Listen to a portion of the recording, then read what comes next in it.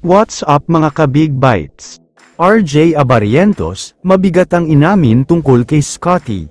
Pero bago ka sana magpatuloy sa panunood ay huwag mong kalimutang mag-subscribe sa aking YouTube channel.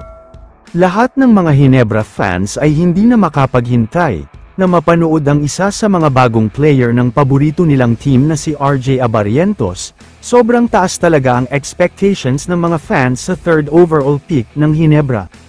Alam naman nating lahat na sa mga salita pa lang ni Coach Tim, mag-e-expect ka talaga ng malaki.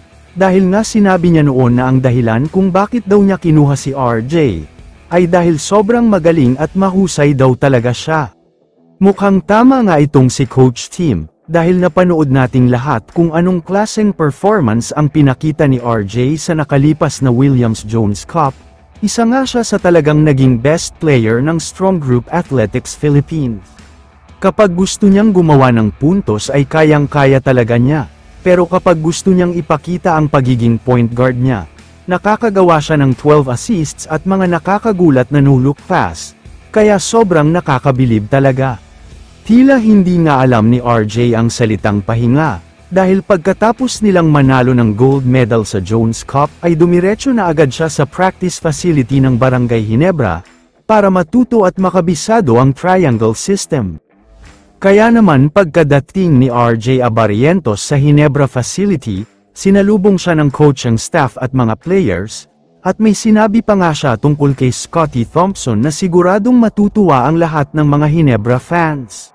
Ayon kay RJ, sobrang excited na daw talaga siyang makakuha ng mga dagdag kaalaman at matuto kay Scottie Thompson, dahil isa daw talaga siya sa pinaka-idol niya, hinahangaan nga daw niya ang style of play ni Scottie. Ibang klase daw kasi ang puso ni Thompson sa loob ng court at talagang ginaganahan lahat ng mga kakampi niya. Nagagawa rin daw niyang better ang lahat ng mga teammates niya dahil sa napakagandang playmaking ability niya. Excited na rin daw si RJ na maging tandem sila ni Scottie Thompson, alam daw niyang magandang combination ito dahil pareho silang may puso talagang maglaro, binibigay nila pareho ang all-out 100% best nila.